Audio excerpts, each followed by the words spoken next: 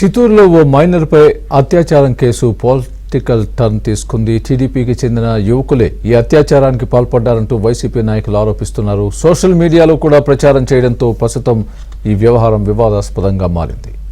అయితే ఈ ఘటనపై చిత్తూరు ఎమ్మెల్యే గురజాల జగన్మోహన్ ఆగ్రహం వ్యక్తం చేశారు. వైసీపీ ఆరోపించిన వ్యక్తులు చిత్తూరు వైసీపీ ఇన్ఛార్జి విజయానందరెడ్డికి సంబంధించిన వ్యక్తులు కాదా అంటూ విరుచుకుపడ్డారు.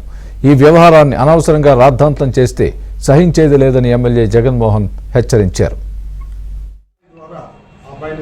గవర్నమెంట్ హాస్పిటల్లో ప్రాథమిక చికిత్స చేయించిన తర్వాత అమ్మాయి యొక్క వివరాలు అనుకుని ఆ అమ్మాయి యొక్క వివరాలు అనుకున్న తర్వాత వాళ్ళ పేరెంట్స్ని వాళ్ళని ఈ తదుపరి అమ్మాయి విచారణ కోసము మేము విధాలుగా కౌన్సిలింగ్ చేయడం జరిగింది. ఇనిషియల్గా వాళ్ళు ఈ విషయమై పోలీస్ స్టేషన్కి వచ్చి రిపోర్ట్ ఇవ్వడానికి వ్యతిరేకించినారు. తర్వాత కొంతమంది వాళ్ళ కుటుంబ పెద్దల్లో సహకారంతో ఈరోజు చివరికి వాళ్ళు ఒప్పించి ప్రభుత్వ ఆసుపత్రి వన్ స్టాప్ సెంటర్కి బాలికను వాళ్ళ తల్లిదండ్రులను తీసుకొని వచ్చి ఆ అమ్మాయి స్టేట్మెంట్ రికార్డ్ చేసి చట్టం ప్రకారం POSCO act, SSC act, BNS section ప్రకారం కేసులు నమోదు చేసి దర్యాప్తు చేయడం ప్రారంభించినాము. ప్రతి విషయంలో కూడా మా యొక్క ఎస్పీ దుర్గేష్ సార్ యొక్క సూచనలు, ఇతర ఆయా యొక్క సూచనల ప్రకారం దీంట్లో మేము దర్యాప్తు చేస్తున్నాము. ఎట్టి పరిస్థితుల్లోనూ కూడా ఎలాంటి వదంతులకు, ఎలాంటి పక్షపాతాలకి తావిపోకుండా మేము గట్టిగా దర్యాప్తు చేస్తున్నాము. మాకు ఈ కేసులో ఏ వైపు నుంచి ఎలాంటి కూడా ఒత్తిళ్ళు కానీ ప్రెజర్స్ కానీ మేము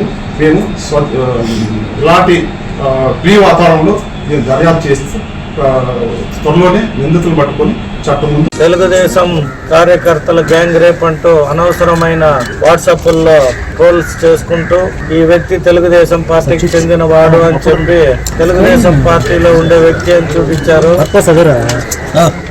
మీరందరూ క్లియర్ గా మీడియాలో చూపించి ఎందుకు చెప్తున్నాను అంటే, ఈ ప్రోగ్రామ్ అనేది ముర్కంబట్లో లేటెస్ట్ గా చంద్రబాబు నాయుడు పైన అగెనిస్ట్ గా మేనిఫెస్టో పైన వైఎస్ఆర్సీపీ ఎవరైతే ఇక్కడ ఇన్ఛార్జ్ గా ఉన్నారో వారితో పాటు పట్టులోనే నిలబడుకొని మీరు బాగా చూడండి. ఈ ప్రోగ్రామ్ లో క్లియర్ గా కనిపిస్తుంది.